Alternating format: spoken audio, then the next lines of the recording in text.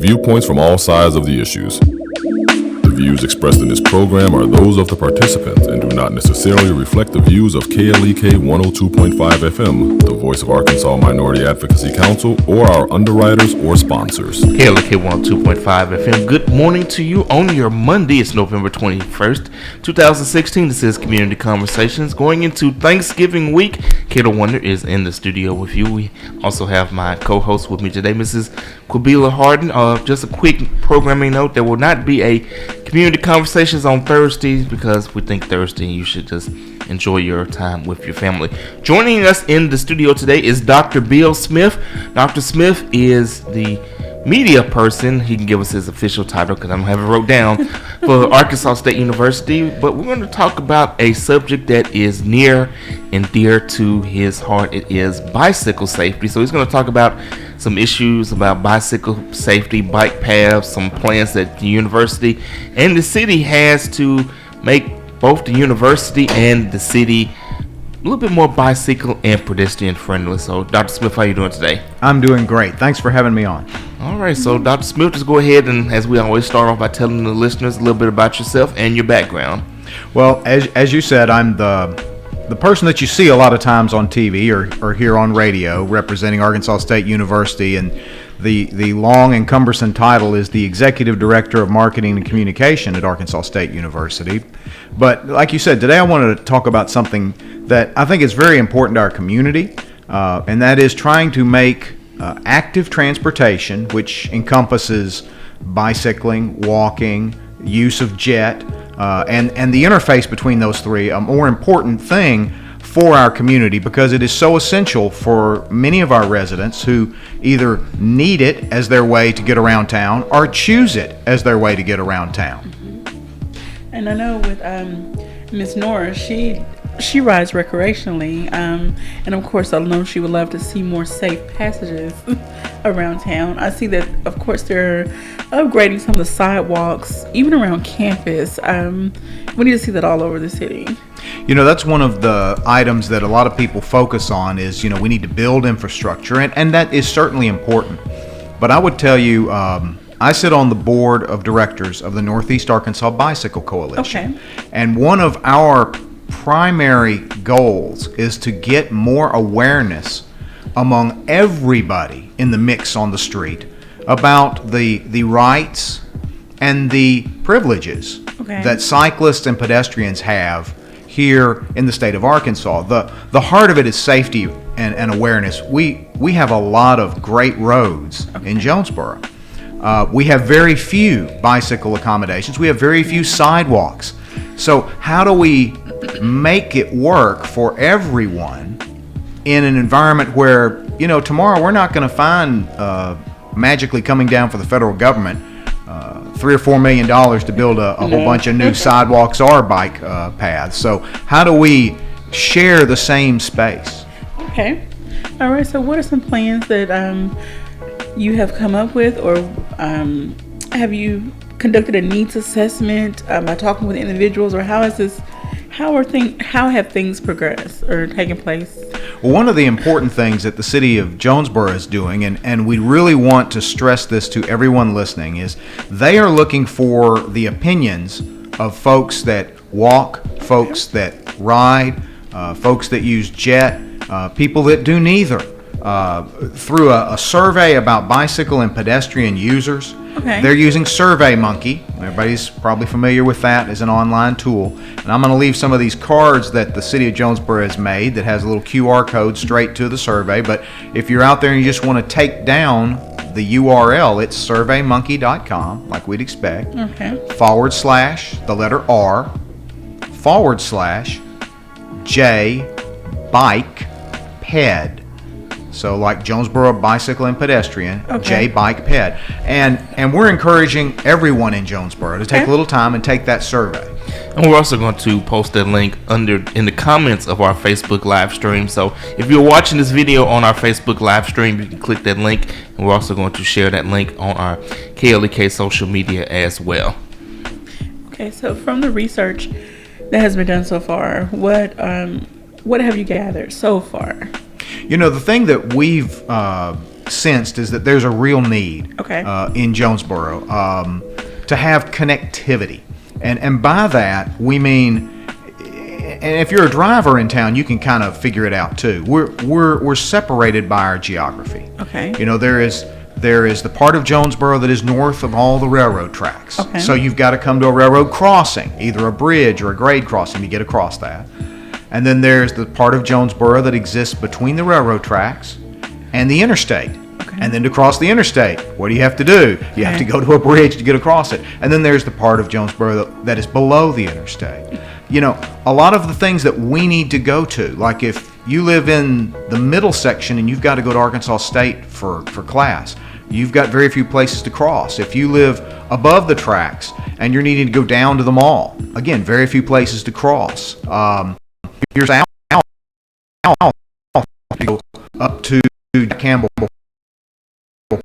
divides to get there. So the thing that we really see as an overall problem in Jonesboro is a very fractured infrastructure for people that walk or ride. Okay, so basically you would like to find some type of solution to interconnect these different areas so that people can safely get from point A, B, C, and wherever else they're trying to go. That is a goal right now of a task force that the Metropolitan Planning Organization, the MPO, has created for active transportation. And, you know, I'll put on my Arkansas State hat for a moment. Okay. You know, the thing that we know about the millennial generation that is coming to school at Arkansas State is that they want this type of walking, biking, public transportation infrastructure. The millennial generation is the first generation in American history to have a lower percentage of driver's licenses than the generation that preceded it. I mean, part of that might be the economy and not wanting to own or have the cost of a car, but I think we're seeing a genuine shift in these young people that they just want to have that environment. Like when you think about our campus, we've had record on-campus enrollment's not the right word on campus. More students on campus than ever. Yeah, and as many people have seen, we're building more on-campus living space as a result. It's because these students want to live in the same place they work, and in their sense, that's going to class, and in the same place they play, in the sense of going to the student union or going to eat or going. You know, they like that type of built environment. Okay. And one thing I noticed, of course, when you're building more structures, you do take away a little bit of parking from certain areas. And so I utilize the paratransit, the JET paratransit service, and I love it. And as we're driving through campus, I see a lot of students walking. And then you touched on earlier concerning crosswalks and being safe. And it's like, okay, if I'm already across the intersection, perfect example, the intersection, I don't know the name of the street where the student union is.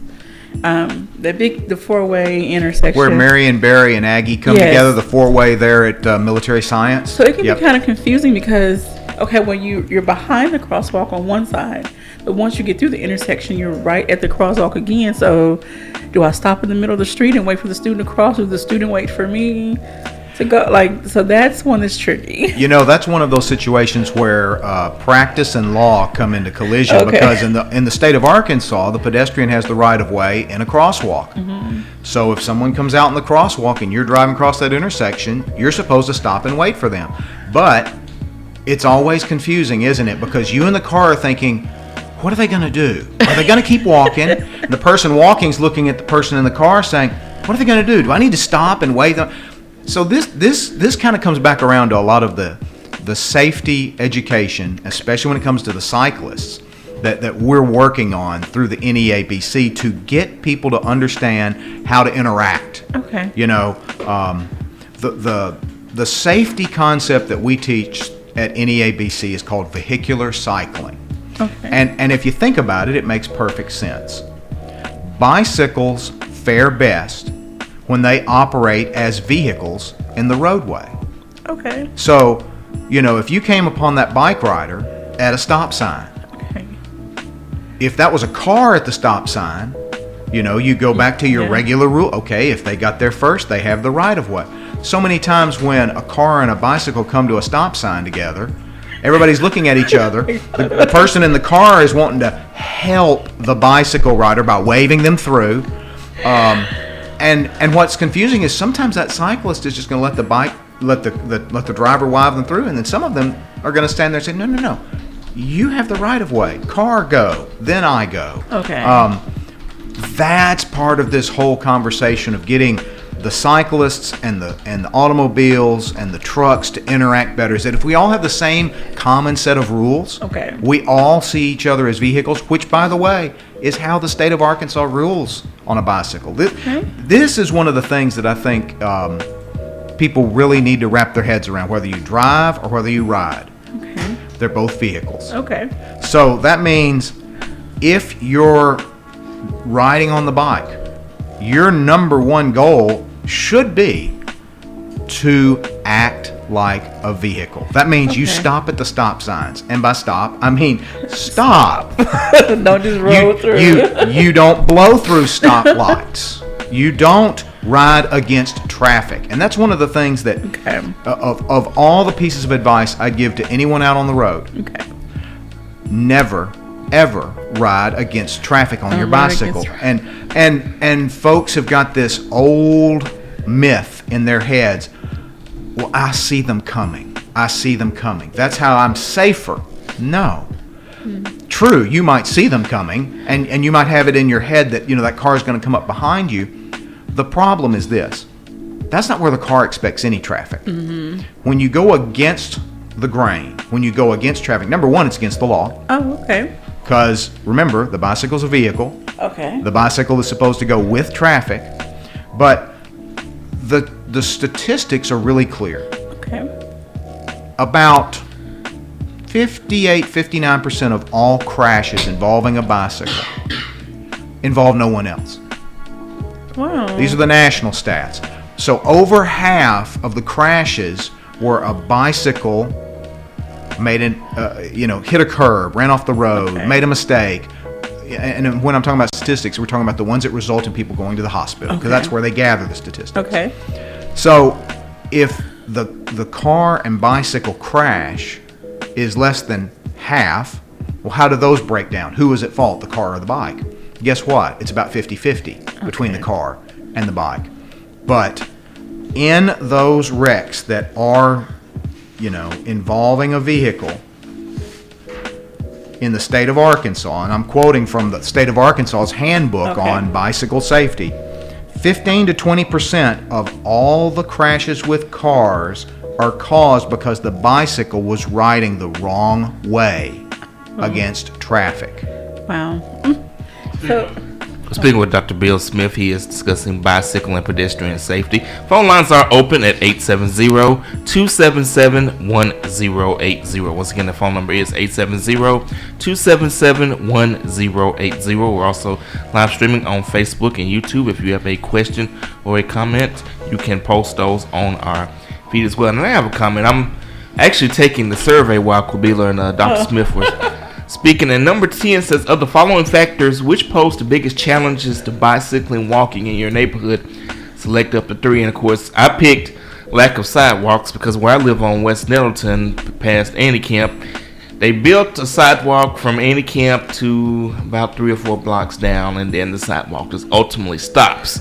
And 7 o'clock in the morning and 3 o'clock in the evening are the worst times to drive down West Nettleton. There's kids all up in the way, and I have this big, gigantic KLEK van, and I have to drive it really extra slow to avoid hitting these kids. So I know what they go through, because there have been times where I've walked down that street from Annie Camp to the apartment, and I have to walk in the road to, because you can't walk in somebody's grass or through someone's yard. So lack of sidewalks is definitely an issue to me. So, Dr. Smith, I want to get your comments and thoughts on that. There is a very important meeting coming up on Tuesday, the 29th of November. And anyone like yourself that shares a concern about the sidewalk infrastructure in the city of Jonesboro needs to be at that meeting, because the MAPC is going to hold a hearing about sidewalk infrastructure and changing the regulation they have for waiving it on commercial construction. The city council Ann Williams was the lead on this, passed a resolution saying that any commercial or multifamily housing is going to have a sidewalk. But then there is a waiver. The MAPC created the waiver guidelines, in which one of the number one ways you can get your project waived is, are there any sidewalks already there? Okay. Well, think about this. If the idea is to start building sidewalks again, which the city of Jonesboro did in the 60s and the 70s, and at some time in the 80s kind of stopped requiring, well, if there aren't any sidewalks and you waive the fact that you have to build a sidewalk, will there ever be any new sidewalks? You know, it becomes a self-fulfilling prophecy. Well, they most likely wouldn't, because they probably, especially when they're trying to cut corners or cut their budget. One of the largest things I've heard from all points of the compass on this is, well, Hilltop, gosh, it'd be great if Hilltop hadn't been built out without sidewalks. And then my point is, well, okay, the next Hilltop is somewhere in this town. Wherever construction is going to space, build that point. When are you going to show? In 1962, in the city of Jonesboro, the code said every landowner is responsible for building and maintaining the sidewalk on their property. So that was homeowners, that was commercial, that was mixed use, whatever it was. And you look at those parts of Jonesboro that were constructed in the 60s and the 70s and before that, and we have sidewalk infrastructure. It's at some point that was taken out of the city code. You don't have to build a sidewalk. You're absolutely right. You're going to try to make savings where you can and cut them out. Well, I live on the north side of town off of Belt Street, and they're just now, I'd say within the past 3 years, trying to widen and add sidewalks. But unfortunately, there's one area when you're going up this little hill to the north, to the Sussex Academy, it's so narrow, and so the way how the hill is a hilly area, and it's already narrow, and anyway, it's a challenge. All right, let's go to the phones. KLK, who's this? Good morning. Good morning. Hey, Miss Farrell. I'm trying to call while I got a chance. I don't mean to interrupt y'all with what you're talking, but hello, Bill. How are you today? How are you doing today? I'm doing good. I hadn't been riding my bicycle, but I'm trying. I'm getting ready to. It's a little chilly what I was outside. gonna call about. I just got on the phone. Just got out of the car, and I heard y'all talking. What is the subject today? We're talking about bicycle safety, something that I know that you should care about. I can't hardly hear you. I said we're talking bicycle safety. Oh, okay. And I heard something else about this. The meeting is going to be Tuesday the 29th. Yes, if you have concern about sidewalks, yes, ma'am. If you're concerned about sidewalks. Now, is this meeting, does it mean if you already have a pre-existing sidewalk there, but it's unwalkable? I mean, I live on the corner of Garden, not on the corner, but in between Garden and Church Street, where this new bills that came in. And these people are going to get hit by cars at night traveling up and down Church Street because they have a sidewalk on Church Street, but you can't tell it's one. I think anyone that has a concern, and especially the ones you're expressing, need to be there at 5:30, because that's... Okay, where will it be at? It'll be at the Municipal Center in the City Hall, in the Council Chambers, 5:30 on Tuesday the 29th. I'll be there. Thank you. And again, on the bicycles, you know I'm a bicycle rider. Yes, ma'am. Are they making any... Where's the new trails coming up in the city? Is it any that they in the process of building? Well, the city has some plans. We've got some trails that are not connected that need extra work. You've got the work that's going on in Craighead Forest Park. Personally, yeah, but that's so far away. Yeah. Well, personally, I've said, and it's going to be no surprise to those that have heard me say this, is that we're building a trail where we already had some accommodation. You could ride the path, you could ride the road. Yeah. Now what they're doing is right. what they're doing is very nice, but you hit the nail on the head on the other part. Yeah, we got to get out there. You got to get out there, and to get there means you have to put your bicycle in a vehicle and drive it there. That's right. And so, where was the connectivity? I don't know, but over here in North Jonesboro, what you ride? I see you ride. You know we need some. I mean, bad this way. We don't have anything. Well, I ride on the sidewalk because I'm afraid to ride the street. Because if you just seen the other day where a person lost their life right here on Main and Johnson, that car wreck, yeah. Johnson, Manley Johnson, yeah. So that's just one incident that happens almost near every day. But we definitely need some in this part. I guess a lot of other places I know too, but this is a heavy travel for pedestrians. You got churches, and you got parks, and you got neighborhoods. And people use this. They call it 141. I call it North Main. But we definitely need some help out here. But I'll be at the meeting. All right. Well, we thank you for the call, Mrs. Farrell. Okay, then. Y'all have a good one. I'll see you at the meeting. All right. Bye-bye. Okay, bye. All right. We'll speak with Dr. Bill Smith talking bicycle and pedestrian safety. We'll be back. This is Community Conversations on KLEK 102.5 FM.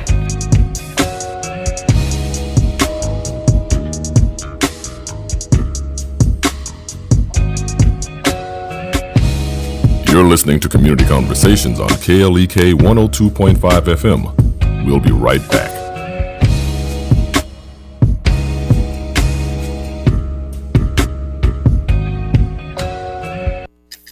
Do you text your kids just to encourage them?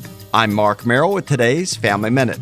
Susan and I often use texting to encourage our kids. Sure, there's no substitute for face-to-face conversations or talking on the phone, but texting is often an easy way to quickly communicate with our children. I want to inspire you to send one text message to each of your kids or grandkids each day over the next 10 days.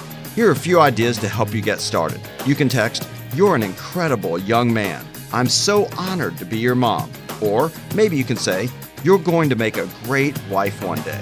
Another text could be, "I love you no matter what." For more text to inspire your child or grandchild, visit my blog at markmerrill.com. Remember, your family first. Family Minute is made possible by the Kappa Nu Omega chapter of Alpha Kappa Alpha Sorority Incorporated, a nonprofit organization committed to service to all mankind. Kappa Nu Omega Alpha Kappa Alpha on Facebook.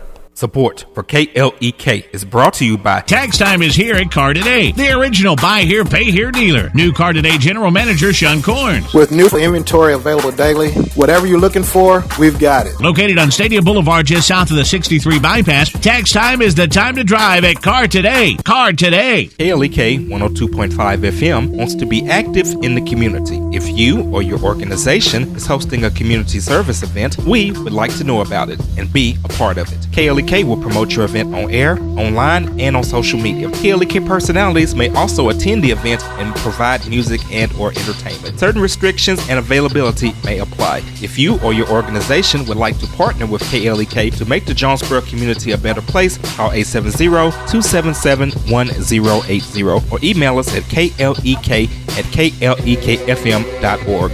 In order for a community announcement or church announcement to be aired on KLEK 102.5 FM, we ask that the announcement be sent at minimum 1 week in advance. Thank you for supporting KLEK 102.5 FM. And now back to Community Conversations on KLEK 102.5 FM.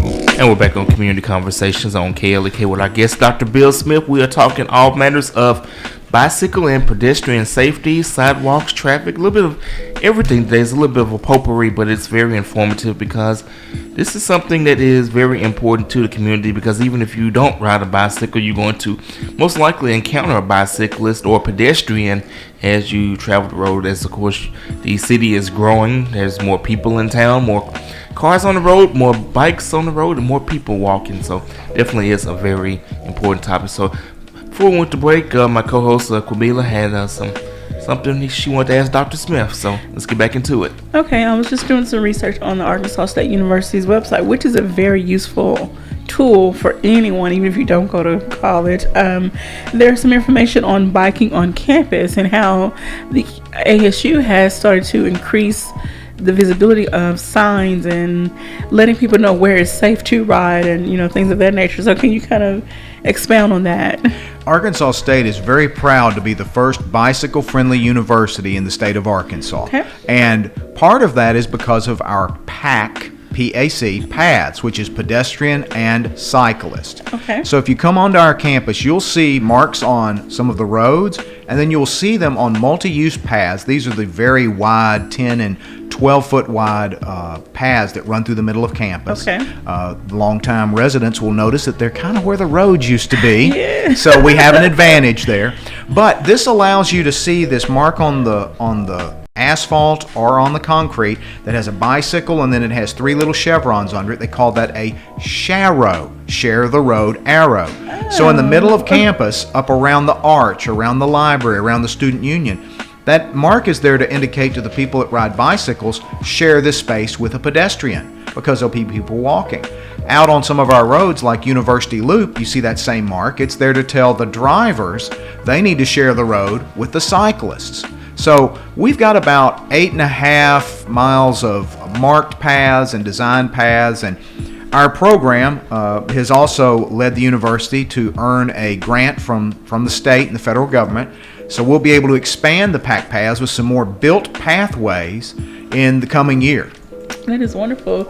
And also I see that you all have received a bronze award, Bicycle Friendly University from 2014 to 2018 from the League of American Bicyclists. So that's wonderful. That bicycle friendly status is something we're very proud of, and we know, again, it is something our students are looking for.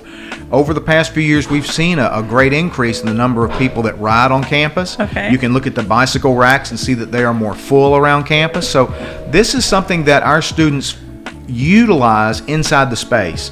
It's when they leave the campus that one of our concerns that we're wanting to try to get more awareness out in the community. So we have partnered, Arkansas State has partnered with the NEABC, with the Jonesboro Police, with NEA Baptist, with Textbook Brokers to create an awareness campaign called Howl Yes, Give Them 3 feet.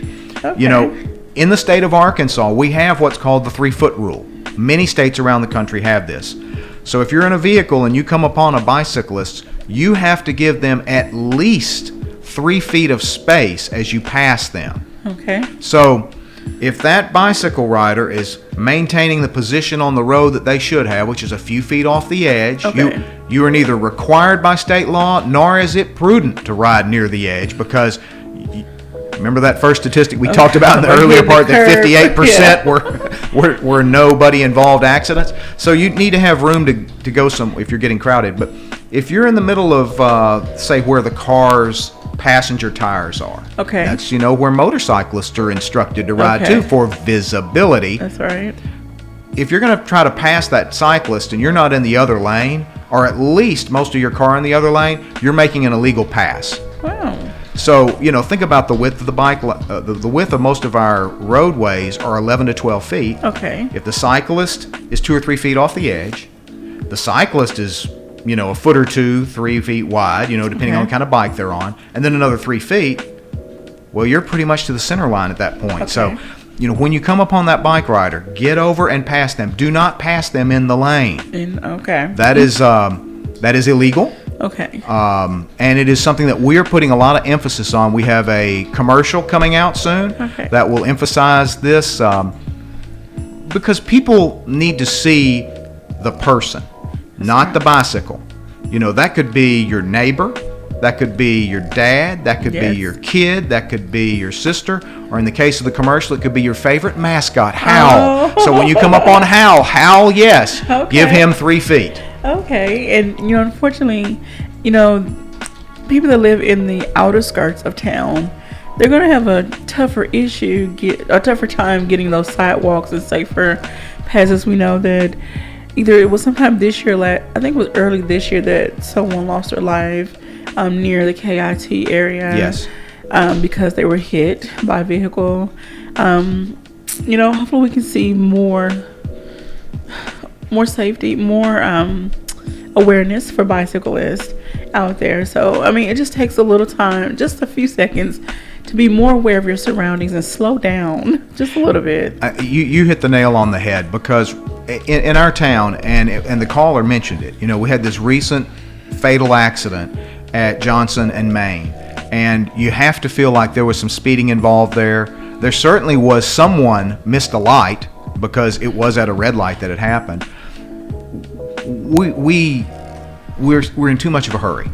We're too much of a hurry all the way around. You're only going to delay yourself maybe 10, 15, 20 seconds waiting to pass me as I'm riding my bicycle from downtown to Arkansas State, and I commute on my bike every day. Okay. That it isn't a monsoon rain. Okay. So if you come upon me, I'm expecting you to do that. And as many people have seen from my Facebook page, I like to collect the drivers that don't, and we show them, lovely videos. Most bicycle riders have GoPros now, Okay. and this is something that you might want to, if you can't wrap your head around the state law, that it's courteous, that it's just good, good citizenship, they're probably taping you as you come blasting past them too close or close enough to be touched. Okay, and then I wish that, I know police can't be everywhere all the time, but people, like you said, are speeding through these lights.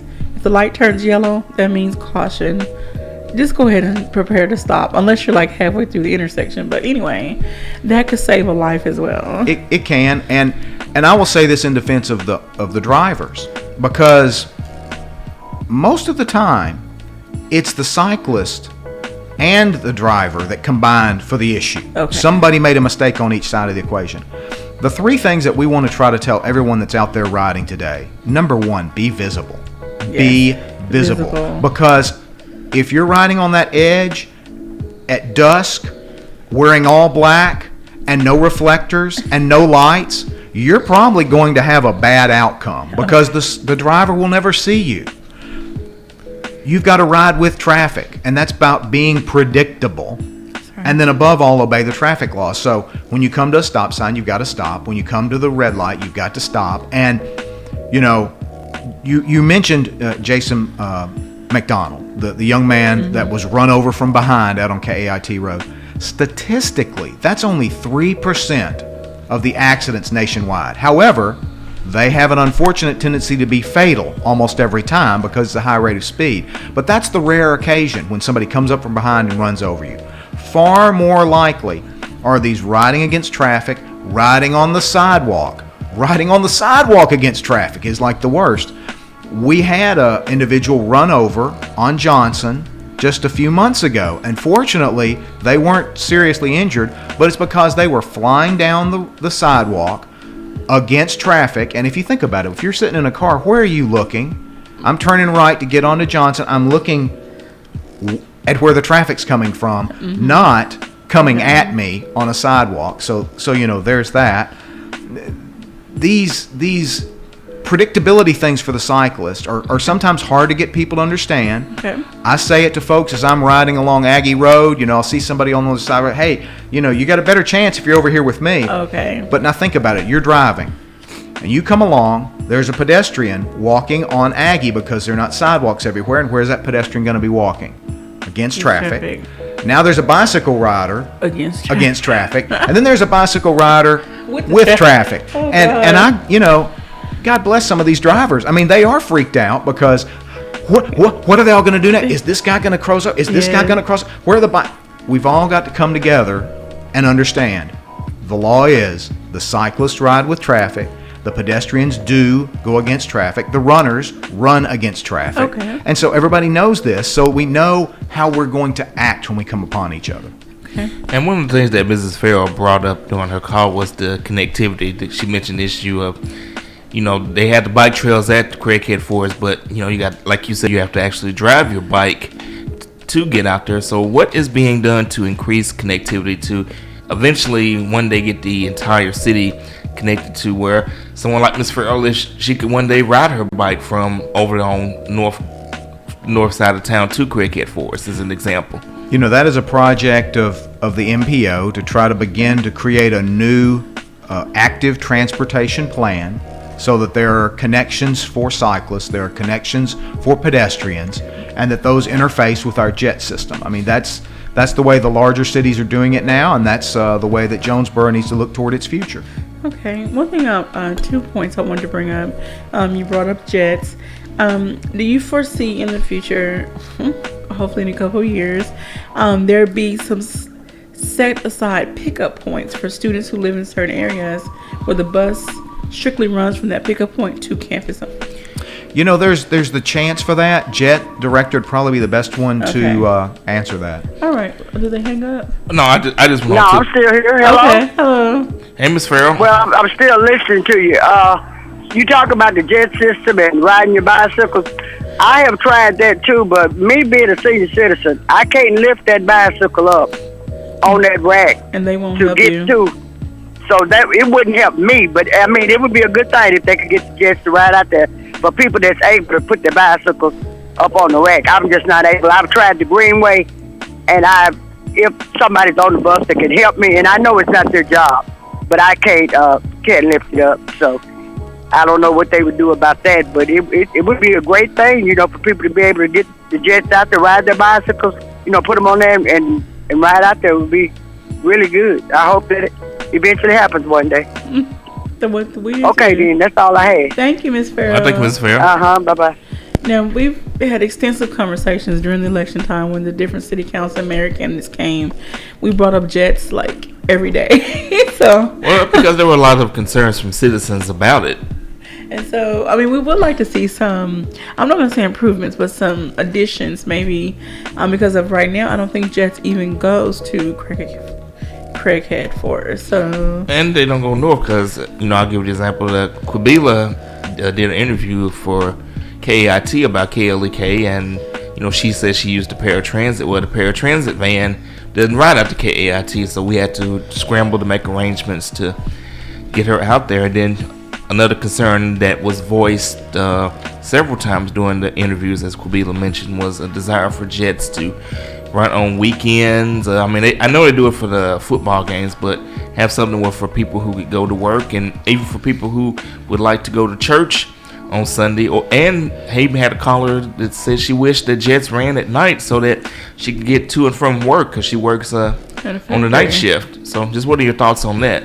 You know, I think the fact that Jet saw another record usage for the football games is an indication that more and more people want to see that expand, because you know, if you can park downtown and ride that bus to the game and back, and those numbers are growing the past 2 years, that tells you there's a trend that people are looking for more of that. Unfortunately, it's all about money. You've got to find the money to support the system, and those funds are going to be hard to come by in the future. well, we hope that one day we'll get the director on and he'll shed some light on what's going on with that. I do want to ask, years ago I used to volunteer with an organization that gave away bicycle helmets to elementary students, and I think because of funding that has phased out, or the director just doesn't have time. It was under the organization Dimensions, directed by Mr. Mike Smith.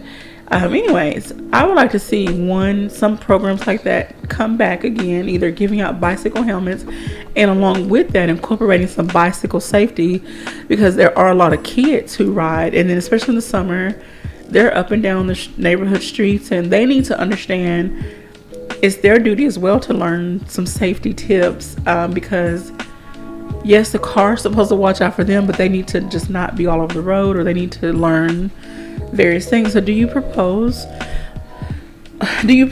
see an initiative coming soon, or something in the works, or how could we go as a community go about proposing an initiative to come about to do some bicycle education, safety education?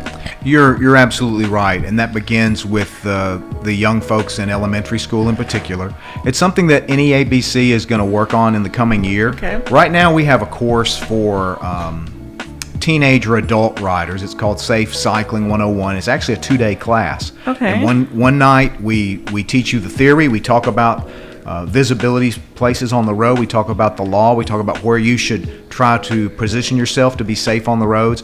And then on the next day, we actually go out and teach you some techniques on, emergency braking and emergency avoidance. And it's for a person that has ridden a little bit. They don't have to have a lot of skill. They don't have to be one of these people that puts on the Lycra and goes out for 100 miles at 18 miles an hour. I mean, anybody can come take this course, and we offer that once a month. There is a version of that that is tailored for younger ages that we can provide. We just have to kind of get the invitation to come do it.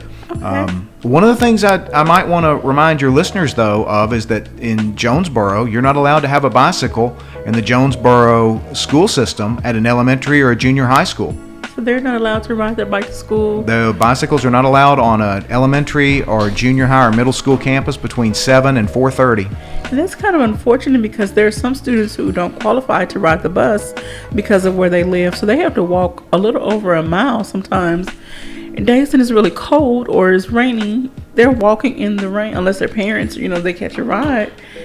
Their parents take them, they catch a ride. So it's like it would be really beneficial for them to be able to ride, get to school quicker, possibly safer, and out of the elements quicker. It is. The other school districts don't have that rule, but it's just something that came about from a tragic accident that happened several years ago. But if you think about it, you've now got almost a generation of young people that have come up through the system that have no bicycle experience because they're not allowed on the campus in those formative years. Wow. So how could we go about, I'm guessing it would take the parents of these students to propose something. Would it go through city council? Is that how That's we the start? school board. Because keep in mind, school board, city council, two completely separate issues. Okay. But back to your core thing. One of the keys to our future here in Jonesboro is going to be this education. Okay. We've got to get the drivers to understand that the cyclists have a right to be on the road, that you can't just marginalize them, you can't crowd them off the roads, you can't intimidate them. Okay. Also, the cyclists, though, their half of the equation is ride with traffic, be visible, be predictable, so that we can come together and share the space, because funding for a whole lot of off-road bicycle accommodations, it's probably not coming down the road in the future. Okay. So let's learn how to use what we have in a more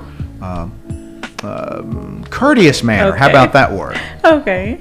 And how did you may have touched on it early on, but can you express again how you became so passionate about this bicycle safety and how you got so involved with these various programs? Well, it started when I was young. I used to ride around the neighborhood. I used to ride to the mall. I used to ride to school. And in college, did a little bit of racing, organized some clubs. Have just always been involved in it. And the more that time has gone on, you begin to see how it's just a great way to enjoy being outdoors, to get a little exercise. And if you've got a city like Jonesboro that has some great opportunities to use the roads and to get around, if we can just help get people a little more educated. Here's another thing to keep in mind. A lot of folks want to say, in the northwest corner of the state, they've got the Waltons, they've got all this money, they've got all these trails. They hosted the World Mountain Bike Convention in Bentonville 2 weeks ago. That didn't just happen overnight, and it didn't just happen because of one family. Okay. You're seeing this in Fort Smith, where almost all the new subdivisions down in Chaffee Crossing are being built with sidewalks and a complete street. You can see this in Conway, where that's a bike-friendly city, and they're building out more marked lanes, more on-the-road accommodations. They aren't as expensive. Okay. This isn't something that just happens up in the northwest corner. It's happening everywhere in the state of Arkansas. In Memphis, the city of Memphis was considered one of the worst cycling cities in the nation in 2010. This last year, their local bike club was named the top bike club in America, and it is now one of the top 10 cities for cycling. They went from about 10 to 12 miles of accommodations to over 200 in the space of 6 to 7 years. Wow. The people in Memphis didn't do that out of the goodness of their heart. They did it because they know it's good economic development. Okay. We're speaking with Dr. Bill Smith, discussing bicycle and pedestrian safety. This is Community Conversations. We will be right back. This is KLEK 102.5 FM.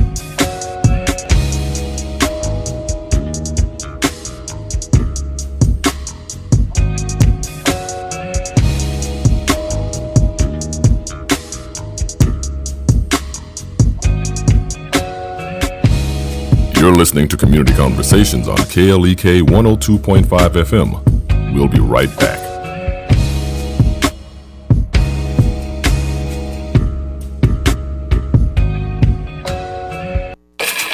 We're back with Money Matters.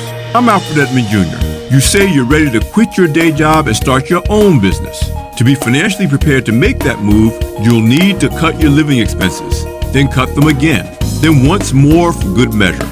The transition from a steady paycheck to the fluctuating cash flow of entrepreneurship is all but impossible to make if you can't control spending and keep your debt under control. When people tell me they can't find the money to fund their business, I tell them exactly where it is. In their closets, in their garage, in their credit card balances. The money to fund your business has to come from somewhere, so you will likely have to stop adding to your collection of designer shoes and or seriously cut back on dining out and other nice-to-haves but not need-to-haves. Foregoing instant gratification in favor of long-term gains is not only a cardinal rule of successful entrepreneurship, but of all wealth-building endeavors. I'm Alfred Edmond Jr. for Money Matters, a product of American Urban Radio Networks.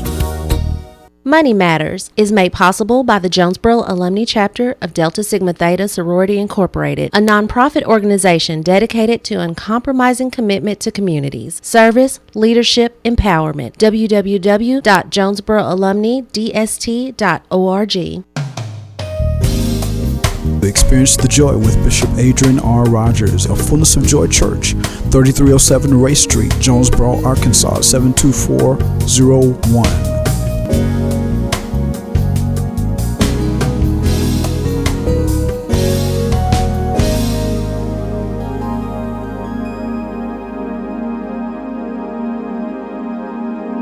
From the KLEK Community Calendar, A-State Care presents After School Tutoring in the Community. Available Tuesdays and Thursdays from 3 o'clock p.m. until 5 o'clock p.m. through December 6, 2016. Subjects that will be taught will be language arts, writing, reading comprehension, mathematics, science, geography, social studies, and history. The address is 911 Magnolia Road in Jonesboro, Arkansas. KLEK is starting a new fundraiser which will allow listeners to donate to KLEK while buying groceries. KLEK is a part of the Kroger Community Rewards fundraising program. When shoppers visit a participating Kroger and scan his or her Kroger Plus shoppers card, a portion of the savings goes back to KLEK to help keep it on the air. Details on how to sign up for the program are available at KrogerCommunityRewards.com and at KLEKFM.org. This is a KLEK fundraiser. And now back to Community Conversations on KLEK 102.5 FM. And we're back on Community Conversations on KLEK with our guest, Dr. Bill Smith, discussing bicycle and pedestrian safety. So are there any other highlights that any other key points you'd like to highlight that we haven't touched on? You know, for those that may be joining us late, I want to remind them of the survey that the city's doing, the bike pedestrian survey that you're going to have a link up for us, right? It is on our Facebook right now. And I'm just going to be kind of transparent about it. We're getting a lot of response from the cyclists that ride a lot, who we're not hearing from and who have a voice that need to be expressed, are the folks that walk, both for their transportation to work and that just walk casually. And we need more representation from North Jonesboro. So folks, click on the survey and take the survey. All right, so if anyone is out there listening from North Jonesboro, you know someone. I live on North Jonesboro. I will be taking the survey. Please take the survey. People don't realize the city of Jonesboro is really trying to do a lot for the citizens. And people have expressed a concern for revitalizing North Jonesboro. Well, this is your opportunity to yet again let your voice be heard. So take the survey, please. Yes, please do. You know, the other thing I just come back to is the safety campaigns that we're trying to start with the NEABC are going to make an immediate difference. It may be 2, 3, 4, 10 years down the line before we see more built infrastructure just for cyclists in the Jonesboro area. It will come eventually. In the meantime, though, the more that we can do to help the cyclists become predictable to the drivers and drivers understand the right of the cyclist to be on the road, the 3-foot law in the state of Arkansas, and to just take into account that, you know, that 10-15 seconds you're going to try to shave off your commute by just blowing past a bike rider. Or here's the scariest one of all. I'm commuting to work a couple of days ago, and a car is passing me, a Durango, and they're giving me a legal pass, and I'm noticing there's like a shadow or something in my. There is a truck passing the truck that's passing me. Oh my And he's gosh. actually off the road on the other side, flying down Aggie, trying to pass me, the truck, the 2 dump trucks that are up in front of us because of the construction that we've got going on my campus. goodness. And this person is probably doing 45 or 50 flying down Aggie. That kind of driving behavior, doesn't matter if you're a cyclist or a motorcycle or a car driver, that's dangerous. We've got to do more to try to get people to understand you can't drive that way in the city limits. No, and I know that the police cannot be everywhere at every time, and the campus police can't be everywhere every time. But I would like to see during those heightened times when there's more student traffic, I wish the police could kind of park out and like be on the lookout. Okay, just to remind people these are areas, especially people should know anyway. Around construction, you're supposed to slow down. Oh my God, I want to say it's common sense, but I'm not gonna go there. I understand where you're coming from on that, because when you're out there commuting or you're out there riding for exercise or recreation, and people come upon you like that, you just want to say, really? Yeah. Could I put you on this bicycle for about 2 days Right. and see if I could get you to reframe the way that you approach not just vulnerable transportation folks like runners, walkers, and cyclists, but just how you drive. Okay. Now, what is your idea about adding rearview mirrors to bicycles? Should people start incorporating? I have one on my helmet. Okay. It's. Do you have the GoPro as well? I absolutely have a GoPro. Okay, so Bill will be taping you. So if you blow past him, he's gonna get you. Okay, so and just to highlight before, be visible. Like you said earlier, be visible. Wear reflective gear. Wear light colored clothing so that the drivers can see you either early mornings or as the sun is going down in the evenings. Well, and let's keep in mind, again, in the state of Arkansas, if you're riding a bicycle at night, you are required to have a light on the front that's visible to a certain difference, Okay. and a light on the back, not just reflectors. You're Okay. supposed to have lights. So now there's lots of places you can get inexpensive ones, Okay. but that is a huge safety thing that you need to be thinking of. If, we were talking earlier, somebody that's second, third shift and they're using that bicycle or they're walking to get to work, Okay. carry a light with you, carry a flashlight with you if you're walking, wear something reflective. Get one of those inexpensive reflective vests that you see the construction workers Okay. use. That's a great thing to light yourself up when you're walking around. Or even one of these lime green sweatshirt t-shirts or something really bright neon colors. Yes, I'm really happy that you come today, to chat with us. I've learned so much. Well, Dr. Smith, one question I wanted to ask as we get ready to wind down, for those who may have an interest in riding bicycles but they don't know anything about it, maybe what tips could you give them for of course I'm not going to tell which brand to buy, but like recommendations for what to look for in the ideal bicycle for them, and any other advice you could give to someone who may want to become a rider? The thing that I would say about a bicycle, it's kind of like they say about your camera. Okay. The best camera you have is the one you have with you, and the best bike you can choose is the one that you're just going to ride. Okay. Whether it's a street cruiser or a mountain bike or a high-end road bike, the bike that you will get out and ride in your neighborhood, ride down the street, ride to work on, that's the best bike in the world for you. Should people take their height and weight into consideration when buying a bike, of course? Absolutely. Okay. There are fitting guidelines, and really if you go into one of the bike retailers, they can help you get the right fit of a bicycle Okay. too, because that will be the thing that causes you to not ride a lot. Okay. Is a poorly fitting bike, a maladjusted seat, things that make it uncomfortable after a few miles, you'll give up. So you're absolutely right. Buy the bike that fits you. Okay. Just get on and ride it a little bit. If it feels comfortable, then it'll probably work for you. It will. And if folks are looking for more information, the Northeast Arkansas Bicycle Coalition, we're really on Facebook right now because we're retooling a website. So if you go to Facebook and look for NEABC on Facebook. I'm about to do that right now. You're going to do that right now. And you can reach out to us through Facebook. You can find out information about the safe cycling classes. We won't have one here in December, but we'll be starting up again in January. All right.